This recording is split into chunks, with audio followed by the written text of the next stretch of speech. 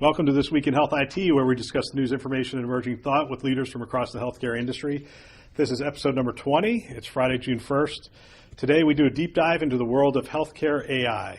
This podcast is brought to you by Health Lyrics. Visit healthlyrics.com to schedule a free consult. My name is Bill Russell, recovering healthcare CIO, writer, and consultant with the previously mentioned Health Lyrics. Today our guest is Dr. Anthony Chang, one of the leaders in healthcare AI. Welcome to the show. Thank you, Bill. I'm going to give people a little bit of your background. First of all, I've got to give context to our background here. So we are at the Innovation Institute in Newport Beach on the 7th floor overlooking the Pacific Ocean. And today I think you can see Catalina. Yes, you can. It's kind of nice. And we have some guests in the audience. Our first time we've had guests in the audience. Yeah, no clapping. So let me give people a little bit of your bio real quick here. So Dr. Chang attended Johns Hopkins for his B.A. in molecular biology prior to entering Georgetown University School of Medicine. For his M.D., he then completed a pediatric residency at Children's Hospital National Medicine Center and his pediatric cardiology fellowship at Children's Hospital of Philadelphia. He then accepted a position of attending cardiologist in the cardiovascular intensive care unit at Boston Children's Hospital, and as assistant professor at Harvard Medical School. He has been the medical director at several pediatric cardiac intensive care programs, including Children's Hospital of LA, Miami Children's Hospital, and Texas Children's Hospital as well. He served as medical director of the Heart Institute at Children's Hospital. Are you still serving as the director of the Heart Institute at Children's Hospital of Orange County? No. You're not. So what's your role at Orange County right now? Well, I'm the Chief Intelligence and Innovation Officer, and I'm the Medical Director of the Heart Failure Program here, and I'm also the Founding Director of the Sharon Disney Lund Supported Medical Intelligence and Innovation Institute, or MI3 for short. So you have the 3 or 4 jobs going at Right. once. Right. That's a lot of fun. And the reason we're here at the Innovation Institute is you had a team meeting today, and you're talking Correct. about the AI Med Conference, and this year you've been on 3 continents, and you're looking to expand that even further. In fact, I'll give a shout out at the end of the episode for the website, because I went to the website, and one of the few conferences you put up every piece of material you can on that, and it was great. As I was preparing for this, all the slide decks are there and all the background. It was really helpful. And the reason we do that, as opposed to, I think, most meetings that only put up a teaser, trailer, or a talk, whatever, because we really want this to be widely available around the world. Yeah, you're almost like open sourcing AI knowledge. Correct. Which is phenomenal. Correct. So you completed your M.B.A. as well from Miami School of Business, and graduated with the McCall Award for Academic Excellence. Completed your Master's in Public Health in Healthcare Policy at the Jonathan Fielding School of Public Health at UCLA, and graduated with the Dean's Award in Academic Excellence. And you graduated with a Master's in Science in Biomedical Data Science with a subspecialization in Artificial Intelligence from Stanford School of Medicine. And you're also a computer scientist in residence and a member of the Dean's Scientific Council at Chapman University. So do you have student loan debt then? Actually, I'm proud to say I don't have a penny of it. That's amazing. That's where the M.B.A. came in handy. And you went back to Stanford. There was a little bit of a time period between there. Did you all of a sudden decide, hey, AI is where it's at, and I need to know more, and Stanford was the place to go? Or? Yeah, basically, as a senior pediatric cardiologist, I realized from going to meetings and giving talks and writing books on the topic that a lot of decisions, a lot of the management issues are not always data science driven, and that senior physicians tend to espouse their own principles without sometimes data science or artificial intelligence. And a lot of the controversies in my 30, 40 years have not been resolved. So I wanted to resolve them and think about another dimension. As Einstein says, insanity is doing the same things over and over and expect a different result. And I feel like we have these debates at various meetings year in, year out, but no one ever resolved them. And I felt like, well, maybe I should think about this differently and from a data scientist perspective. It's really interesting as we start to talk about artificial intelligence. When we really start to bend the paper for people, they almost get nervous because things are going to significantly change. And we'll talk about the different levels of artificial intelligence and where we're really at and the hype curve and those kind of things. But once it gets through the hype curve and the trough, and what we're looking at out there is pretty fantastic in terms of precision medicine, in terms of robotics, in terms of it's overwhelming in terms of what the dividends can be. And I think, I know you have a lot of CIOs in the audience, and I think 10 years from now, we'll be talking about chief intelligence officers in different healthcare organizations, and not only chief information officers, or that job will be just transformed into someone that understands the intelligence as well as the data. Yeah, and as if you didn't have enough going on, you have a TEDx talk here, Singularity University faculty. Yep. So did you speak at Singularity University at their conference down in? I have a couple of times there with good friends with Daniel Kraft. Yeah, that's a phenomenal conference. Yes. It's and a beautiful venue. Yes. Where's you have one in Laguna, right? Right. Our U.S. AI Med meeting is usually in Southern California.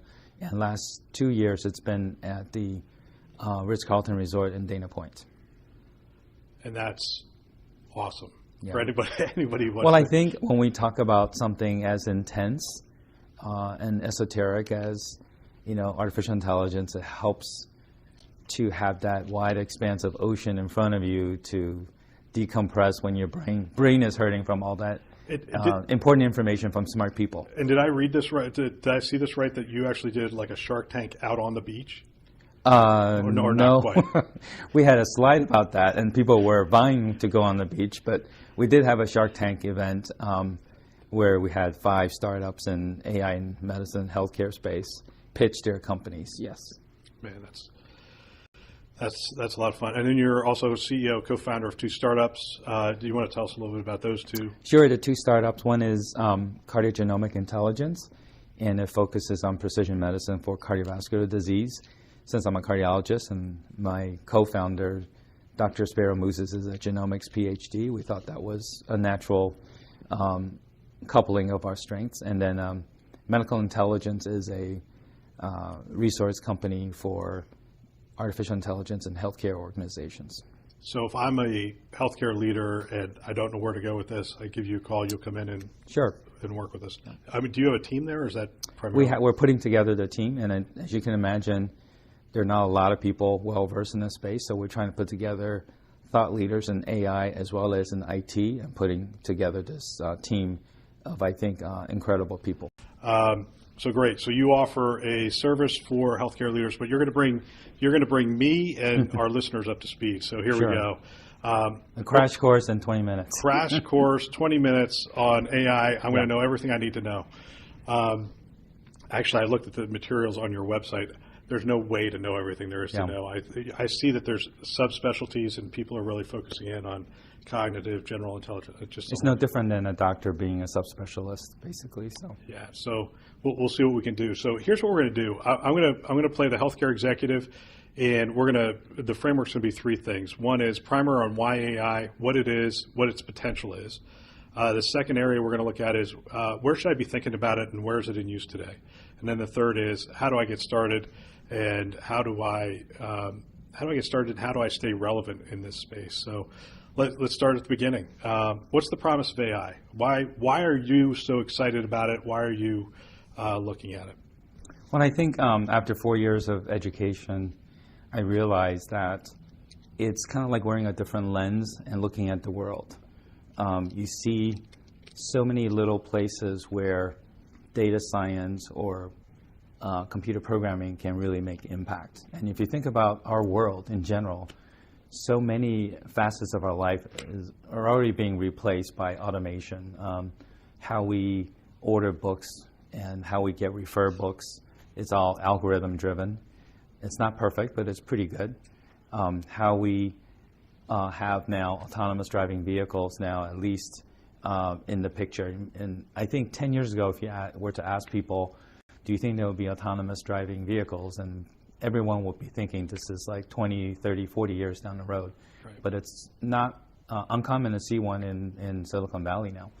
And I think there's so many aspects. And then it was February 14th, 2011, Valentine's Day, so it's a special day for cardiologists, that the human contestants were beaten soundly by the supercomputer Watson from IBM. And that was the night that I downloaded the application for the data science and AI program at Stanford. I realized that this time AI is here, and it's probably going to be here for a long time.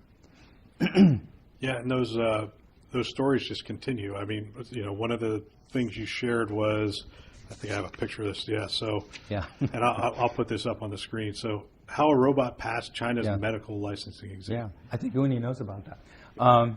So it's obviously a robot with what we call natural language processing capability and understanding. So NLP that you hear about a lot is natural language processing, or how a computer can understand the human spoken language or written language. And then NLU, which is even more important, is understanding. So obviously, just like Watson on the show Jeopardy, this Chinese robot is able to understand the context and the content of the questions in a medical exam and pass.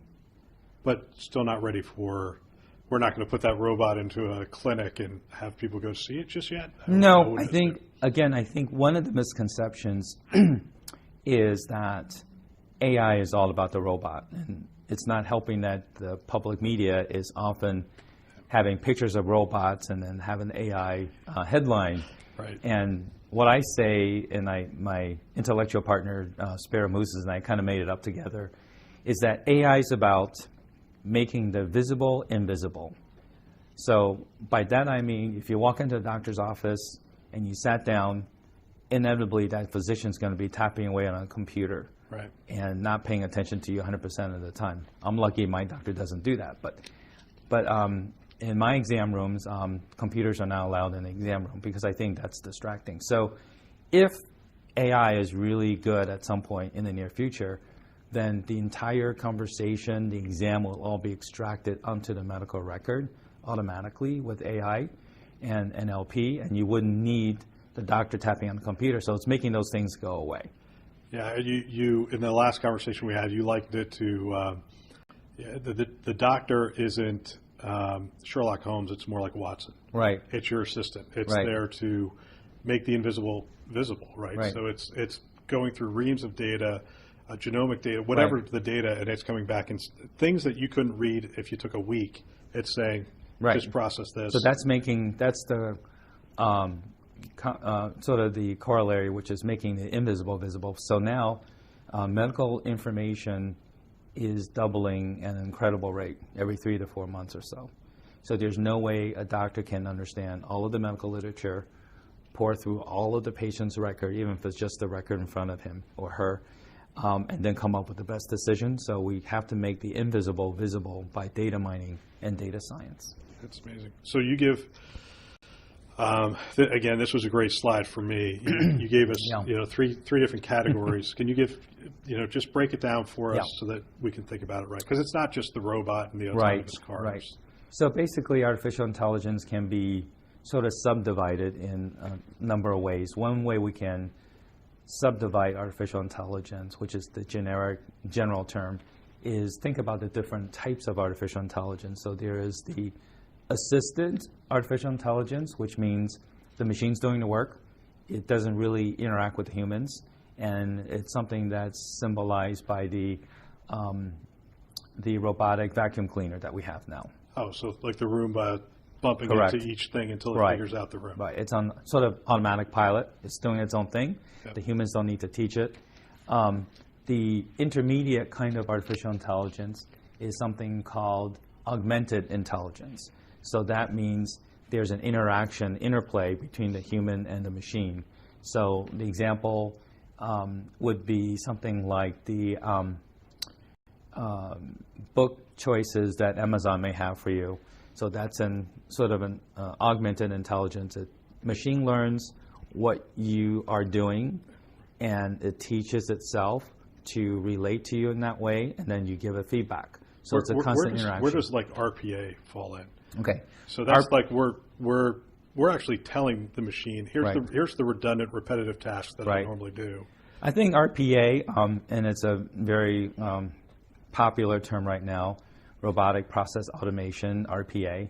So for the clinicians out there, it's not right pulmonary artery anymore. So RPA is, I think, somewhere between assisted and augmented. And as you know, we have a computer science PhD here sitting behind me. So I think he can give you his opinion too. But I think it's automated in the sense that we're just telling the machine what to do.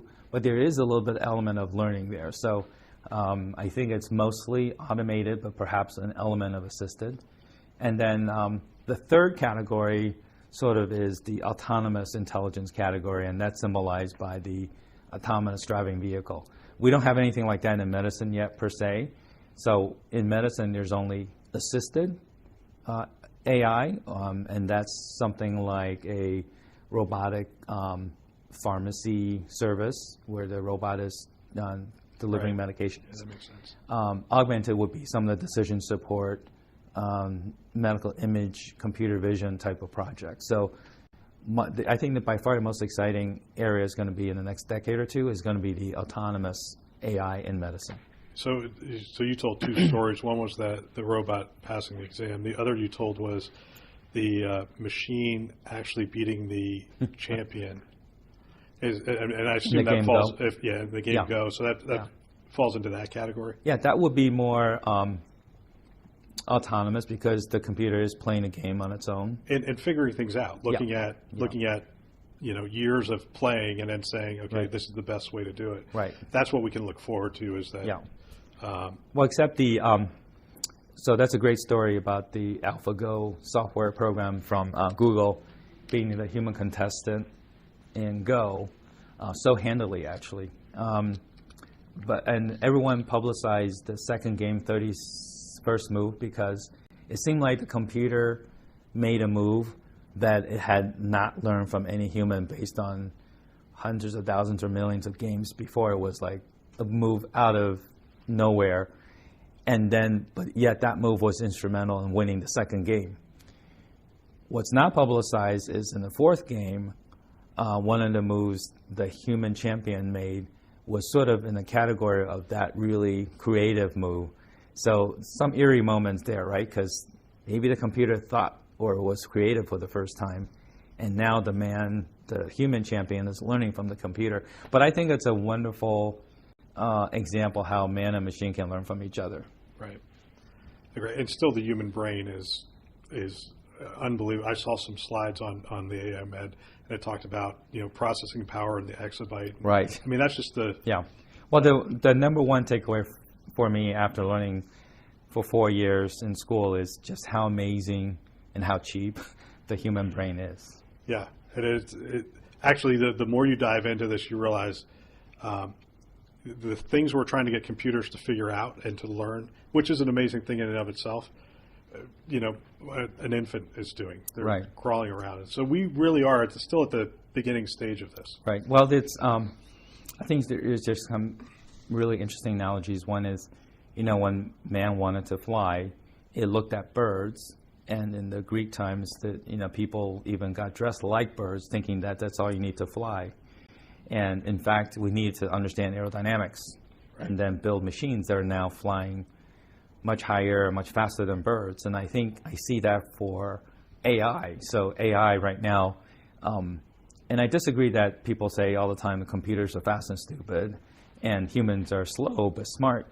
I think we are getting to middle ground where we both can contribute to overall intelligence. And one of the things I said at a recent interview is that artificial intelligence plus clinician intelligence equals something new and special, medical intelligence, because wouldn't you want a man and a computer combined to take care of you in the future? Oh, absolutely. Because the computer can process every New England Journal of Medicine. Right, and have that readily available. 6 million pages in a second. Yeah, it's unbelievable. So some of the pushback you're going to get is, here's the Gartner hype cycle, and just about everything on this left curve here is AI. Yeah. So it really hasn't gone through the virtual realities coming out, augmented realities coming out of the hype cycle. It looks like the autonomous vehicles is actually also coming over the curve. Yes. But all these other things are just on the other side. So we have huge promise. I mean, usually what that says is we can see the promise, but we just can't get it yet. Right. And I think this is a wonderful graphic that you had just before, showing you sort of the evolution of AI with the last few decades and in the future. So RPA, which is making a comeback, ironically, has been around for a long time. We just haven't really, we've sort of been reawakened to the potential of RPA. And something about AI that's good to remember is, you know, don't go for the moonshot project with millions of dollars.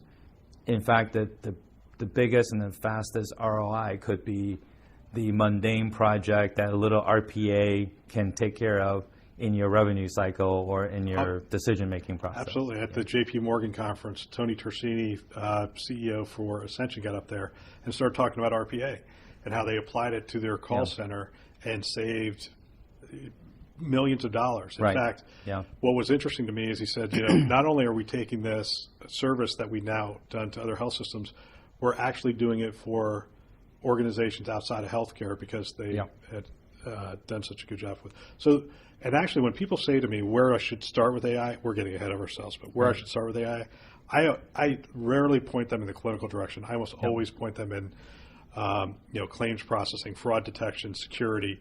There's so many areas you can point at that it's not life and death yet. Right.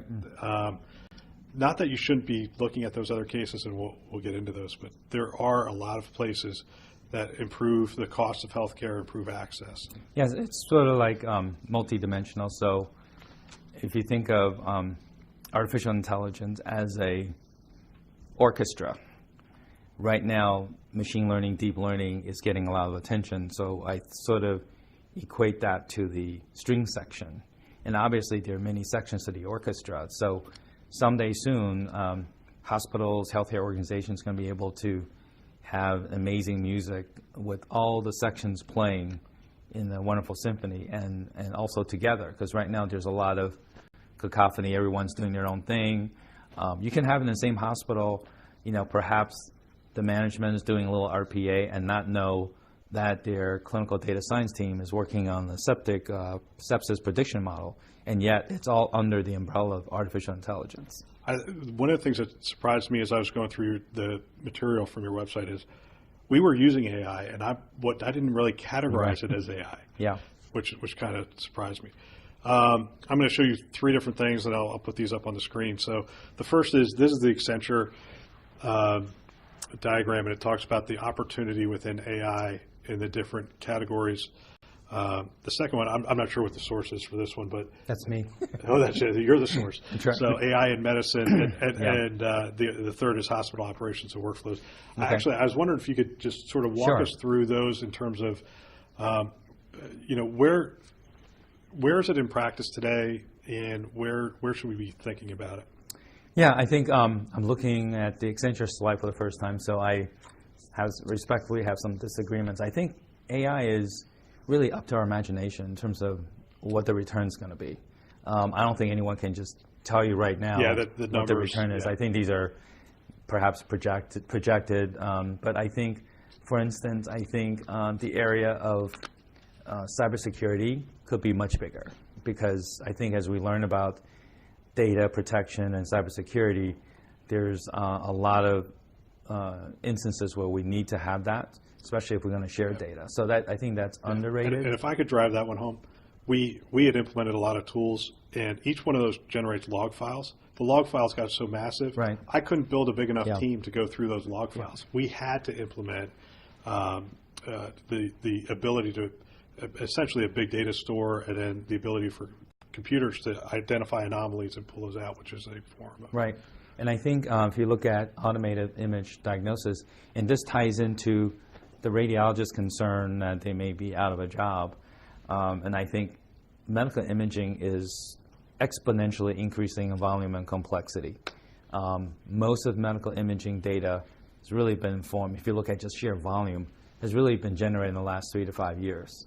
So if you can see that exponential curve, there's plenty of work for everybody, man and machine combined. So I think that's going to be a growing area as well.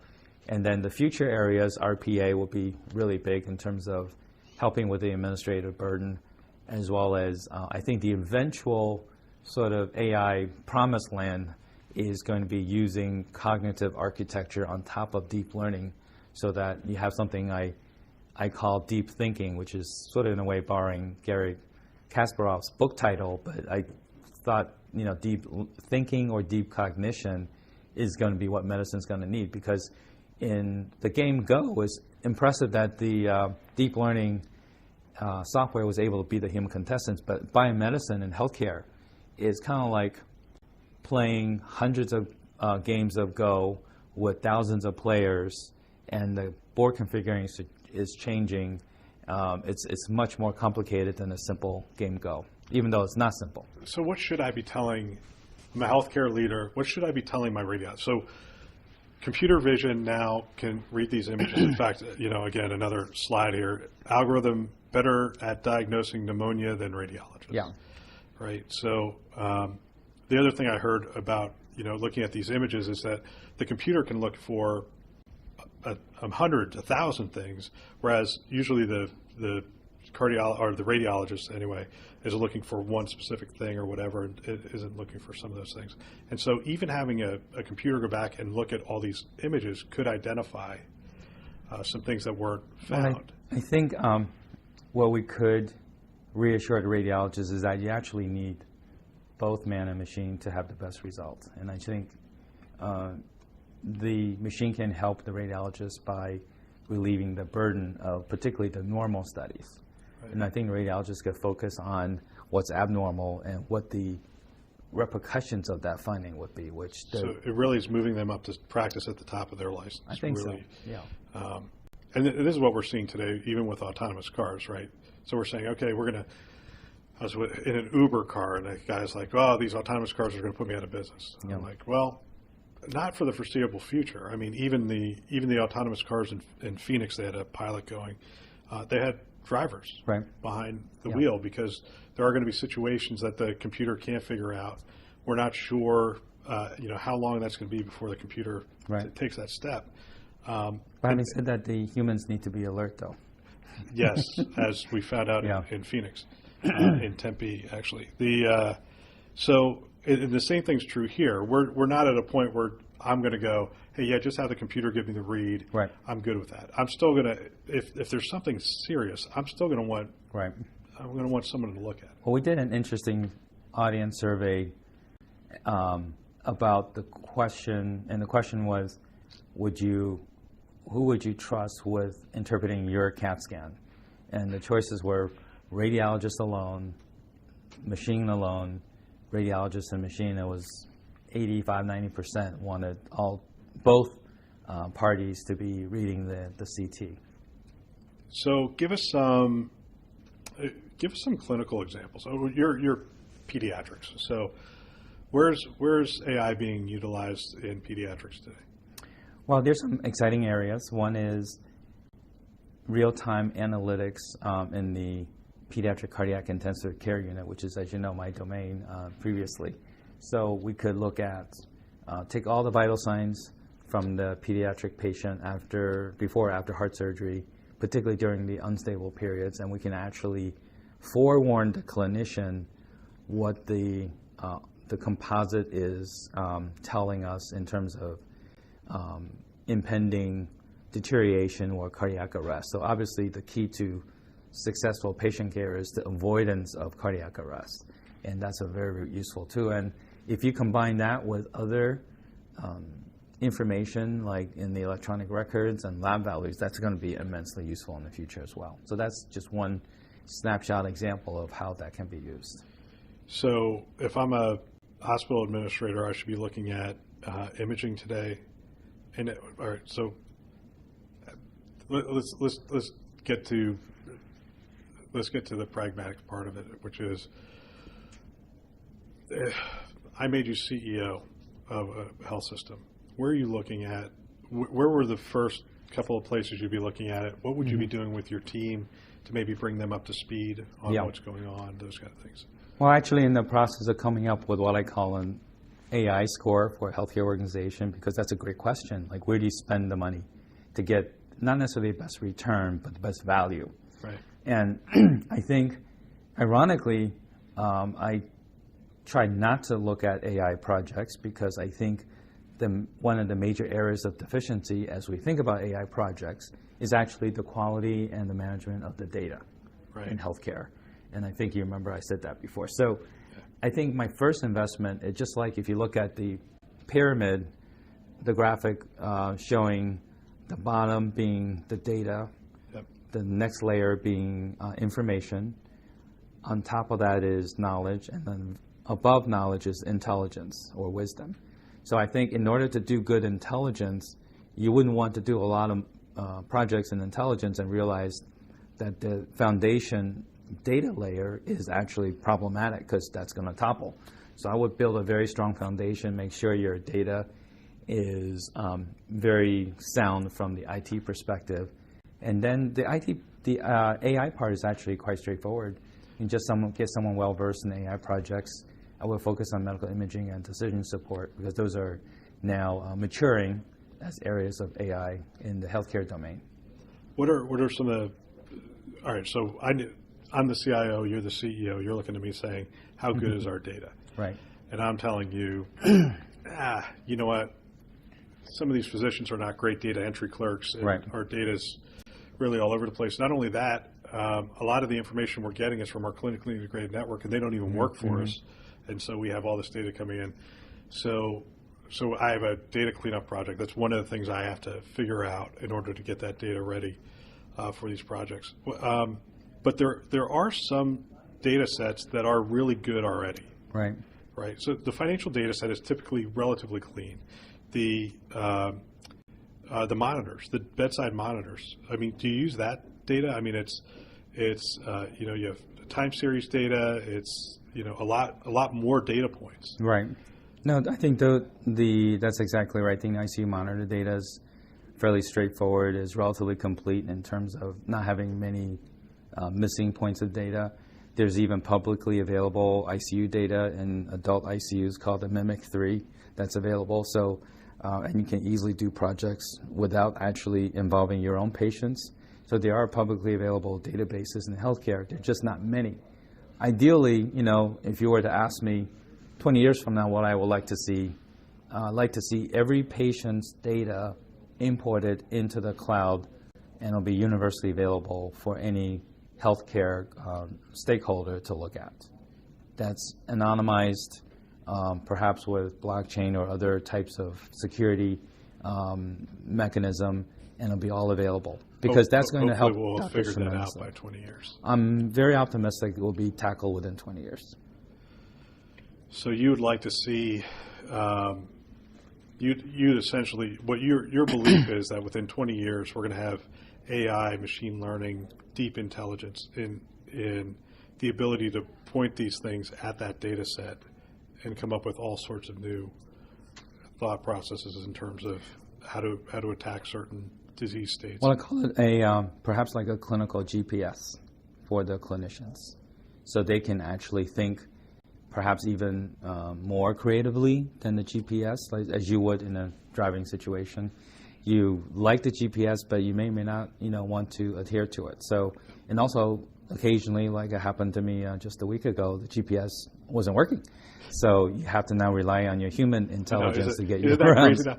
My kids laugh at me because I get in the car and I put GPS to our home. They're like, you don't know how to get home? I'm like, no, I'm just more comfortable with the GPS there. Well, and that's how I like physicians to eventually think about AI in medicine is it's a GPS that you're just going to get used to. It's your routine. It's not something that is so esoteric or advanced that you can't understand. It's going to be there quietly as your partner. If you looked at a Microsoft commercial 25 years ago, there was actually a segment saying, imagine the future. And I laugh because it says, imagine the future traveling across the country without fold-out maps. And people were laughing. They just did not think that was going to be possible. And now with GPS, you don't think twice about driving across the country. No, and I pulled out a fold-out map not too long ago with my kids in the room, and they're just like, "What is this? Yeah, is that a new puzzle? Or What are you doing?" So within 10 or 20 years, as more clinicians are getting educated and aware of AI, I think it's just going to be part of their routine, and that's why I like to see it's actually embedded in their clinical routine without disruption to their workflow, without any distraction from their usual routines, and just be their silent partner. Do you think we need to change how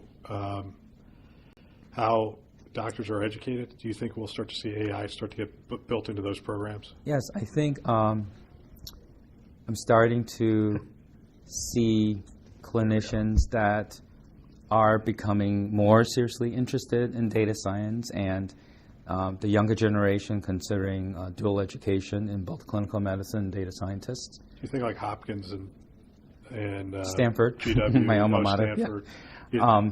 Ironically, at Stanford, I didn't meet too many doctors in the data science program, but I think we'll see just it more and more. Right, just as clinicians that may want to go back to school and get a data science education to be more of a specialist in this area, like other specialties. Interesting enough, I had a young person who was a data scientist who got so interested in healthcare, she's thinking about going to medical school. So it can be the other way around too, which is great for healthcare that we have a cohort of young people that are going to be dedicated to data science. I couldn't be happier to hear that. Yeah, that would be phenomenal. So again, I'm playing the healthcare administrator. I'm going to say, this last year I've had 5 different vendors come into my. Right. I mean, how should I be thinking about these vendors? Because even some vendors from outside of healthcare are coming in and going, "Hey, we've done this in other industries." Right. The complexity of healthcare is such that I'm not saying they can't do it, but I'm just saying the learning curve for them on the healthcare side is pretty high. Well, how should I think about vendors? Yeah, I think be careful and be very vigilant for vendors that overpromise and underdeliver. Obviously, I think there've been some very big companies that that overhyped and underdelivered and actually became unsuccessful at those big institutions. So I think those are cautionary tales that I think we need to pay attention to, and I think invest a relatively small amount of revenue into sort of the space and and use it cautiously as a way to learn about the limitations of AI in this space. But I think the promise is tremendous, and I think the future is very bright for this area. But I think don't overspend your resources now, and just get to know it. And education is key, I think. It's the same thing we did around big data. It's small projects with defined outcomes, and you give those vendors like tasks to do, and once they do it, you can then expand it and grow it. Is there going to be a problem scaling AI at this point? Not at all, because I think the potential is really limitless because of the computational power being so cheap now, and so many algorithms are maturing, and I think it's going to be an amazing portfolio of things that are available. And I think if you look at how inefficient and how badly run healthcare is, it's just going to be an amazing transformation in the next 10, 20 years. The other thing that's amazing to me is how much open source there is out there. I mean, Google is open source. Right. You could tap into Amazon. You could tap into Microsoft. There's a lot of ways to tap into this without building it out on site. Right. So there are inexpensive ways to play around with it. You have to get your data right and get it to the right place. Right. Once you do, you can do some things. I think as the common saying is, you don't have to be an engineer to drive a car, and I think that's valid for this too. But I do think you need to understand the general mechanics of the car, and also the rules of the road, just like with AI. This is one of those things where the technologists and the clinicians are going to have to come together. And I think I saw one of your slides at CHLA, the data scientist actually goes on rounds. Right. Yeah, I'm a very strong advocate of that. Our data scientists at Chalk will see patients with me in the clinic and truly understand the clinical culture, just like I did with my school years, where I spent a lot of time with computer scientists. So what will the data scientists pull out from that? What will they will they identify something and go, hey, we can run the numbers on that? Exactly. Or they understand the nuances that when we have healthcare data, it's not as exact as they might think it is, or why data is missing. And so I want them to focus not on just the AI potential, but also the acquisition and management of data. So our tagline for the show is for the next generation of health IT leaders. Right. What am I going to do for my team? How am clearly not everybody's going to get up to speed on this, but how do what are some resources? Obviously the AI Med website. What are some other ways I can get up to speed? Well, I think the AI Med website's going to have the ebook I made publicly available for free. That's a good start. It has a glossary of about 400 words if you want to look up words. We're in the process of producing a short video series on hot topics, like what's the difference between AI and deep learning, things like that. We'll have that available by the end of the year. There's an academic magazine. I call it academic magazine because it's not boring to read like an academic journal. At the same time, it's very entertaining with education. So an academic magazine is going to be free also to everybody on a bi-monthly basis. We focus on a specific theme every other month. So, and this is all through AI Med? This is all through us. We want to be your sort of educational source for AI in medicine. And there are breakfast briefings all over the world. There will be seminars starting here in Orange County, but that will also spread all over the world. So I think just a sense of awareness and some education will go a long way. So I would also recommend that every person in the hospital just have some awareness that this is sort of the new paradigm in medicine. And of course, you'll start your new podcast here shortly, and we'll all tune in. Yes, that'll be great. Well, thanks for your time. I'm actually going to interview your friend here in a minute, but I'm going to do the close, and then we'll come back to this. So, how can people follow you? Are you on social media? Or? I am. I'm just that's maturing right now, but I think the best source is still the website. It's ai-med.io. It pretty much has everything to get started. It has the ebook, the magazine that you can go through. It has all the upcoming activities loaded, most likely in your near your region. We have 3 big meetings this year in 3 continents, and we'll go to 5 continents next year. So you'll be seeing a lot of us. Yeah, I'm definitely going to look you up down in Dana Point. I know when it came up last year, somebody asked me to go, and I was out of town. So. And also, I'm finishing a book project with Elsevier, so there'll be a textbook that's written for everybody, because I don't want this to be read by only clinicians or data scientists. So I'm trying to write it for everybody, and with enough. You're writing it for me, so is it a picture book? Is it like? I'll have your picture next to me when I write from now on. No, I think what I'm really happy to see is there's no longer a emotional pushback, and there's more now a natural curiosity and a sense of wonder about what this can be someday. So I'm happy to see that. Yeah, it is exciting. So, just to close out, you can follow me on Twitter at @ThePatientCIO. My writing on the Health Lyrics website and healthsystemcio.com. Don't forget to follow the show at This Week in HIT, and check out our website, thisweekinhealthit.com. If you like the show, take a few minutes and give us a review on Google Play or iTunes. And you can catch all the videos. We're now up to 120 videos on the YouTube channel, thisweekinhealthit.com/video, or you can just go to YouTube and search for This Week in Health IT. That's all. Please come back every Friday for more news, information, and commentary from industry influencers. Thank you. Have a good weekend, everybody.